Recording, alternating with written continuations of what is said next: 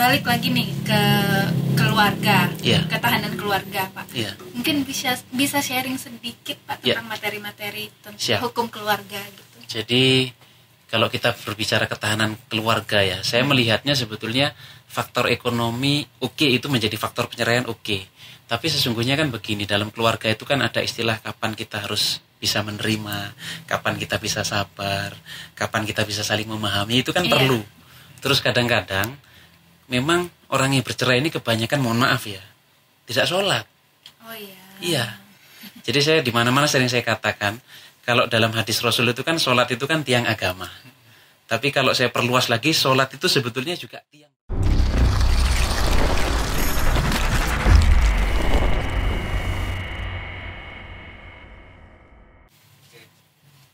Assalamualaikum, ini Mimit, selamat datang di iMpod. Ini memang podcast. Terima kasih sekali lagi, berkali-kali mau ngucapin terima kasih buat teman-teman semua karena sudah selalu support iMpod. Sampai hari ini pun kita masih bisa tag video buat sharing ke teman-teman semua. Alhamdulillah hari ini kita kedatangan tamu yang lebih spesial lagi setiap minggunya, setiap episodenya. Bapak-bapak dari Pengadilan Agama, selamat datang Bapak di iMpod. Gimana kabarnya? Alhamdulillah baik, sebuah kehormatan bisa diundang di sini. Terima kasih iMpodcast. Di iMpod hari ini ada Pak Samsul dan Pak Helmi yang mau sharing sama kita semua di sini. Temanya ketahanan keluarga di masa pandemi COVID-19 ya Pak ya. Kayak yang kita tahu Pak, tahun kemarin itu sebenarnya sempat viral gitu, ada video yang lagi ngerekam kondisi di Pengadilan Agama kalau nggak salah di Jawa Barat gitu, lagi ngantri Pak mau sidang perceraian gitu. Mungkin Bapak bisa sharing nih Pak tanggapan Bapak soal itu. Pak Helmi dulu. Iya, dari Pak Helmi dulu boleh. Terkait tentang maraknya perceraian ya. Iya. Jadi selama ini tingkat perceraian itu tidak pernah namanya menurun. Pasti bertambah banyak, apalagi dengan adanya pandemi. Makanya tidak heran ketika viral itu kan faktor yang mendasar selama ini, faktor yang mendasar perceraian itu mayoritas karena ekonomi. Oke, Pak. Jadi maksudnya yang di video itu selama pandemi ini angka perceraian itu memang naik atau gimana Pak? Jelas. Oh iya. Kalau tahun 2020 kan itu COVID tahun 2019 ya. 2020 kalau di Indonesia 2020. 2020 itu kan kita sempat namanya lockdown. Iya. Ya kan, semua instansi sempat tidak menerima atau tidak buka. Iya. Tidak buka layanan. Itu pun dengan tidak bukanya layanan, statis perkara kita masih meningkat dari tahun sebelumnya. Nah, secara logika kalau kita buka layanan walaupun masa pandemi itu otomatis lebih banyak. Nah, jadi ya memang faktor yang mendasari pada dasarnya ekonomi. Apalagi masa pandemi ini kan banyak orang yang di PHK. Oh iya. Berarti memang karena faktor ekonomi tadi ya Pak. Sempat ada wawancara juga ya Pak kalau nggak salah dari Ulasan TV. Ulasan TV itu marak istri gugat cerai suami selama pandemi. Nah, untuk angka perceraian sendiri di Kabupaten Natuna selama pandemi itu berapa banyak Pak? Iya, jadi per kemarin kan berarti per Juli ya, itu sudah 156. 156. Baik itu cerai gugat maupun cerai talak. Jadi kan cerai itu ada dua. Kalau yang mengajukan perempuan, cerai gugat namanya. Kalau yang mengajukan laki-laki, cerai talak. Nah, kalau perbandingannya Pak? Nah, itu lebih banyak cerai gugat. Oh iya. Makanya kadang-kadang kita apakah memang lebih banyak perempuan yang tidak bahagia kan gitu. Iya kan logika orang. Ya, Pak? Iya. Sebetulnya kalau para akademisi mestinya bisa riset lebih jauh kan. Kalau kami kan konteksnya menyelesaikan perkara. Iya. Meskipun kami juga tahu kan pasti kita korek juga di persidangan seperti apa. Tapi memang pengalaman saya tugas di Malang, kemudian di sini pernah juga di Kalimantan Selatan, itu memang cerai gugat di mana-mana lebih banyak gitu loh. Jadi itu jadi pertanyaan juga sih. Kemudian yang kedua, memang itu tadi disampaikan Pak Hilmi kan selalu meningkat. PA itu bahkan Pengadilan Agama Natuna pernah dulu bikin kebijakan 2020 tidak menerima pendaftaran perkara secara offline. Oh iya. Ya, jadi enggak dilayani kalau langsung datang, harus ikut. Kan Mahkamah Agung sudah punya kebijakan pendaftaran secara elektronik, ikut. Itu pun seperti yang Pak Hilmi sampaikan, perkaranya tetap lebih banyak dari 2019. Dan sekarang 2021 ini per Juli kalau kita bandingkan dengan Juli tahun lalu itu sudah lebih banyak. Jadi maksudnya dari Januari ke Juli tahun lalu sama Januari ke Juli tahun persis. ini itu lebih banyak yang sekarang gitu. Makanya kita asumsikan kalau tahun ini akan lebih banyak dari tahun yang lalu gitu. Jadi kalau secara data itu tahun kemarin itu total jumlah untuk perkara cerai ya. Iya. Itu 250. Dan satu untuk tahun. Dalam 1 tahun. Sekarang aja kita sudah 150. 56 itu 156. Per akhir Juli kemarin. Sekarang sudah Agustus nambah tahun, lagi. Kan? Iya. Nah, anggap aja setengah tahun. Kemungkinan masih ada setengah tahun lagi. Dengan angka segitu mungkin bisa 300. Oh, iya. Jangan sampai sih Pak sebenarnya. Iya, harapan kami. Yang jelas harapan kan kita semua begini, ya. kalau kami kan hanya sifatnya pasif. Iya. Jadi pasif itu menerima perkara kan. Iya. Tapi kalau sudah ada perkara masuk, kami harus mengadili. Kan begitu. Tapi perlu juga kami sampaikan, ada juga kita itu kan hitungan statistik itu, misalnya orang masuk perkara, kemudian dia damai, cabut kan perkaranya, dia masuk lagi kan masuk hitungan lagi. Oh iya. Jadi dari 156 itu bisa jadi personnya nggak sampai segitu. Oke. Itu perlu juga kami sampaikan. Maksudnya yang tadinya masuk kemudian nggak jadi masuk lagi ya. Kemudian masuk lagi kan masuk hitungan yang berikutnya berarti. Jadi gitu. memang kalau misalnya perkara ya masuk. Iya, perkaranya masuk gitu Pak, belum tentu jadi bercerai ya. Itu yang perlu kami sampaikan juga. Iya. Jadi kadangkala saya, Pak Helmi dengan majelis yang lain juga begitu, ketika kita sampaikan nasihat, bagaimana kalau diperbaiki rumah tangganya, mengingat anak banyak. Kemudian ya orang itu kan kalau menikah itu kan berarti selalu beribadah kan kira-kira gitu. Jadi mereka ya kalau kami masih bisa damai ngapain kami ke pengadilan. Nah ini kan berarti asumsi para pihak yang datang ke pengadilan itu berarti harus cerai. Padahal tidak seperti itu. Kenyataannya juga banyak yang tidak jadi cerai. Dia kemudian tumbuh rasa cinta kembali. Berarti pengadilan agama ini juga mengakomodir itu ya Pak supaya makanya ada proses penasihatan bahkan contoh ya, misalnya kami sudah menyiapkan putusan ini, besok mau dibacakan 30 halaman misalnya putusannya. Besok mereka datang, kemudian kita tanya gimana Pak, ada komunikasi ketika persidangan ditunda? Iya, tadi malam kami sudah berhubungan lagi misalnya. Itu putusan kami akan kami ubah menjadi putusannya ya berarti dia sudah rukun lagi, bisa jadi dicabut perkaranya, kan kira-kira begitu. Dan kami malah justru senang yang seperti itu. Meskipun kalau kita bicara sisi kita udah capek ini bikin putusan kan mestinya dibacakan yang ini, nggak seperti itu. Karena kami prinsipnya adalah senang kalau melihat orang rukun.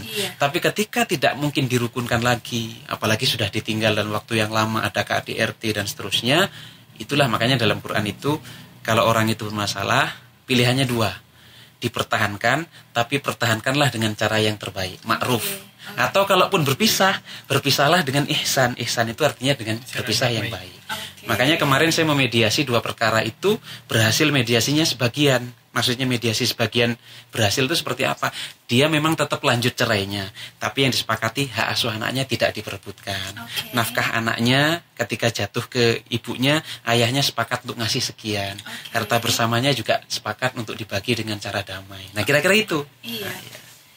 Yang penting intinya adalah ketika itu masih bisa perbaiki dulu. Kalau prinsipnya memang tidak bisa, ya berpisahlah dengan cara yang baik gitu ya. Karena memang dasarnya itu hakim itu kan bukan hanya menyelesaikan secara putusan, tapi bisa menyelesaikan secara damai. Karena dalam sidang itu hakim secara perdata ya, baik di pengadilan manapun, secara keperdataan hakim itu punya asasnya untuk menasihati dan mendamaikan.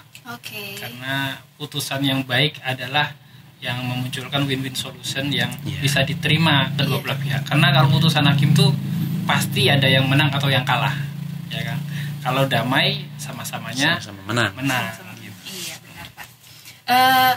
Nah kita bahas ke latar belakang pengadilan agama sendiri nih Pak. Kadang kan ada yang suka salah ini nih salah Iya. Salah masuk ya, salah gitu. persepsi, salah masuk. Mau bercerai ternyata datangnya pengadilan negeri itu Iya. gimana sih Pak? Iya, Boleh jadi- sharing dulu? Jadi kan kita ada, sebetulnya di Indonesia itu ada 4 lingkungan pengadilan, lingkungan peradilan maksud saya. Oh, iya. Jadi ada pengadilan negeri, Ya. pengadilan agama, pengadilan tata usaha negara. Kalau ada sengketa masalah kepegawaian dan seterusnya, terus ada pengadilan militer. Oh iya. Kalau pengadilan militer kan khusus angkatan. Nah, yang pengadilan agama ini memang khusus untuk mereka yang beragama Islam. Atau kalau sekarang ini kan berkembang di mana-mana ada bank syariah. Kita ada BSI kan sekarang, ada koperasi syariah. Itu kalau ada sengketa, meskipun yang terlibat dalam pinjam meminjam itu adalah mohon maaf non muslim, Iya. itu tetap bisa diselesaikan di pengadilan agama karena konteksnya akadnya tadi. Oke. Tapi kalau masalah cerai, masalah harta bersama itu adalah untuk yang beragama Islam. Nah, jadi tidak sama dengan Kementerian Agama. Kalau Kementerian Agama kan membawahi semua agama, makanya nanti ada seksi mungkin bidang Katolik, ada Protestan, ada Konghucu, Buddha gitu. Makanya ya ada juga sih sebagian umat beragama lain yang mengusulkan kalau ada pengadilan agama yang khusus Islam, kami mestinya ada dong. Nah, kira-kira begitu. Iya. Jadi sedikit menambahkan. Iya Pak. Kalau secara cerita atau latar belakang sejarah, itu memang pengadilan agama awalnya di bawah Kementerian Agama. Nah, dulunya, cuman pasca amandemen itu diatur dalam pasal 24 Undang-Undang Dasar itu ada 4 peradilan yang menjadikan satu atap. Oh iya. Jadi semua peradilan 4 yang tadi disebutkan Pak Samsul itu di bawah naungan Mahkamah Agung. Jadi pada dasarnya kita bukan lagi di Kementerian Agama. Kalau dulu kan pecah-pecah tuh. Oh iya. Nah, ada yang di Kementerian Kehakiman, ada yang di Mahkamah Agung sendiri. Ada yang di bawah Mabes TNI kan yang untuk pengadilan militernya. Sehingga sekarang nih 4 lingkungan peradilan satu naungan di atap Mahkamah Agung. Mahkamah Agung ya Pak Kalau ya. kami PAPN memang kakak bersaudara, cuman masih banyak orang belum mengetahui kewenangannya kan. Iya. Nah, kewenangan, jadi ada orang yang mau bercerai bersidang, tapi ternyata larinya ke pengadilan negeri. Makanya beberapa dikomentari kan, oh bukan di sini Pak, di sebelah. Nah, karena pada dasarnya memang kita sama-sama pengadilan, cuman beda kewenangan. Kalau mau lihat kewenangannya tuh kita memang di pengadilan agama khusus tentang keperdataan. Adapun yang pidana pun hanya khusus di Aceh. Di Aceh. Oh iya. Aceh itu Kan memang ada jinayat. ada jinayat, ada kisos cambuk itu. Itu memang pengadilan agama, cuman khusus karena dia kan daerah istimewa. Istimewa. Ya.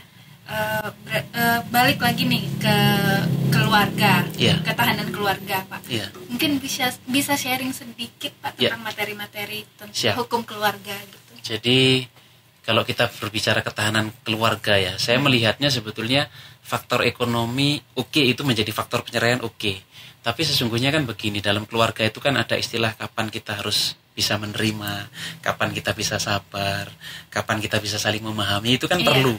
Terus kadang-kadang memang orang yang bercerai ini kebanyakan, mohon maaf ya, tidak sholat. Oh iya. Iya. Jadi saya di mana-mana sering saya katakan, kalau dalam hadis Rasul itu kan sholat itu kan tiang agama.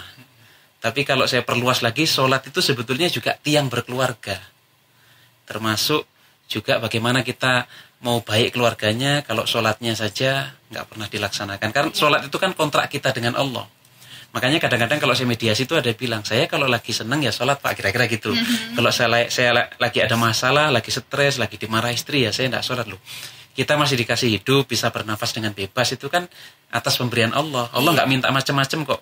Minta sholat, zakat, puasa kan kira-kira gitu. Dan titik tolaknya dari situ, kalau sholatnya dijaga, insya Allah kalau rumah tangga ada masalah, ya gimana caranya Allah bantu kan. Iya, ibaratnya pernikahan ini, keluarga ini adalah ibadah tadi, kemudian sholat ini adalah tiangnya. Tiangnya, iya. Jadi nikahnya ibadah, tapi kalau tiangnya rapuh, tidak ditegakkan, ya akhirnya ikut rapuh juga kan kira-kira itu. Terus yang berikutnya kadang-kadang kita memang pernikahan dini kita juga lumayan tinggi. Nah iya Pak, maksudnya selama pandemi ini perceraian tinggi, pernikahan pun tinggi Pak sebenarnya. Iya, nggak sih, pernikahan juga tinggi, termasuk itu tadi. Pernikahan dini juga lumayan tinggi, jadi kadang-kadang kan orang tidak siap. Maka saya Pak Helmi, kalau kita mengadili ada permohonan dispensasi kawin, karena usianya belum sampai 19 tahun tapi mau nikah kan minta dispensasi. Kita sampaikan, kalau dipaksakan nikah apakah sudah siap kalau ada konflik dalam rumah tangga, apakah sudah siap organ-organ reproduksinya, kemudian nanti kalau masalah ekonomi seperti apa, kemudian kemungkinan dia untuk melanjutkan pendidikan kan kalau nikahnya ditunda, kalau misalnya belum lulus SMA kan bisa diluluskan dulu atau kuliah dan seterusnya. Jadi kita dalam mengadili itu memang multi perspektif gitu. Untuk ini sendiri Pak, kalau misalnya selama kasus perceraian ini itu apa yang sudah menikahnya sudah lama atau masih baru-baru menikah gitu, mungkin bisa di share dulu. Kalau yang maksudnya untuk nikah ya? Iya. Usia pernikahannya. Usia pernikahannya. Yang baru atau yang lama juga cerai maksudnya. Rata-rata sih Pak. Untuk ya kalau kami sih harapannya kan orang yang kenapa sih orang di bawah umur tuh harus izin dulu ke pengadilan. Harapannya mereka nanti tidak kesini lagi. Bahasanya kan gitu. Jadi kita nasihatin, kita lihat kematangannya, apakah benar-benar matang secara psikologis kan. Karena yang melatar belakangnya itu kan sebenarnya psikologisnya. Ini anak ini benar sudah dewasa atau belum. Jangan-jangan pasangannya dewasa, nanti anak ini hanya menjadi bahasanya dia tidak selayaknya menjadi seorang istri gitu loh. Disuruh-suruh, dimarah-marahin, KDRT, kan namanya anak-anak nggak tahu. Nah itu harapannya gitu. Tapi ternyata masih ada kembali lagi ke persidangan untuk bercerai gitu. Jadi memang kalau saya boleh katakan perceraian di masalah kasus di Natuna sebenarnya ya, khususnya Natuna kompleks banget. Ya, karena kalau saya sempat nih cerita pengalaman pribadi ketika saya sidang itu ada orang tua ketika saya ini kalau anak terjadi seperti ini, mohon maaf ketika itu kasusnya memang dia minta ngajukan dispensasi karena hamil duluan gitu. Terus saya tanya ke orang tuanya kan sebagai pemohon, ini yang salah siapa? Ketika saya tanya seperti itu, ya anak, karena nggak bisa jaga diri, bahasanya gitu. Ketika itu saya sebenarnya emosi, kesal ya Pak. Kesal. Seharusnya kalau secara logika yang salah bukan hanya anak, sama-sama salah. Orang tua juga salah. Kenapa orang tua sebagai yang punya power dalam rumah tangga kan, dalam khususnya keluarga. untuk apalagi mendidik anak, dia kenapa tidak bisa mengawasi kan seperti itu. Makanya saya marah-marahin ketika itu. Cuman dia mohon maaf ya, latar belakang pendidikan juga faktor ini membangun rumah tangga. Nah itu saya bilang kalau orang Jawa bilang dinasihatin gitu, dinasihatin gitu tetap nggak mau, angel angel tuturanmu. Angel susah. Kuliahnya di Jogja kan? Saya Jogja, iya Pak. Saya tambah sedikit ya. Jadi yang masalah cerai tadi, kita itu kan kalau ada teman kita menikah, itu kan sering kan kita mendoakan semoga langgeng, bahagia sampai kakek-kakek, nenek-nenek. Ini sebetulnya doa yang harus direvisi. Mestinya bahagia, langgeng sampai maut memisahkan. Karena kenyataannya di pengadilan agama kakek-kakek, nenek-nenek juga masih minta cerai. Gitu loh maksudnya. Ya, jadi kalau tadi ditanya yang cerai itu banyak yang muda, yang setengah tua atau tua, sebetulnya ya ada semua begitu loh. Jadi kalau yang muda ya mungkin karena mohon maaf kadang mungkin ada orang ketiga dan seterusnya. Itu makanya namanya komitmen dan kesetiaan itu penting. Bukan hanya dengan pasangan, dengan kita bekerja pun harus komitmen kan. Dengan pasangan juga gitu. Terus ya itulah tadi masalah pendidikan agama itu sangat perlu sekali. Karena kalau agamanya kuat, kalau ada godaan dia masih bisa kontrol kan gitu. Makanya kadang-kadang kemarin ada juga yang misalnya dia kenapa sampai seperti itu ya karena dia stres kan mikir hutang, akhirnya malah minum, malah keluar malam kan nggak menyelesaikan masalah. Itu kan hanya hanya sementara saja. Mestinya kan kembalinya ya doa atau paling nggak ya sharing dengan istri atau jalan bareng kan gitu. Tapi kalau kemudian pelampiasannya ke sana ya akhirnya nggak menyelesaikan masalah, ya akhirnya rumah tangganya bubar juga kan gitu. Kemudian yang sering kami sampaikan juga dari sisi orang ketiga itu tidak harus selingkuhan. Ada orang yang ngompor-ngompor itu juga menjadi problem.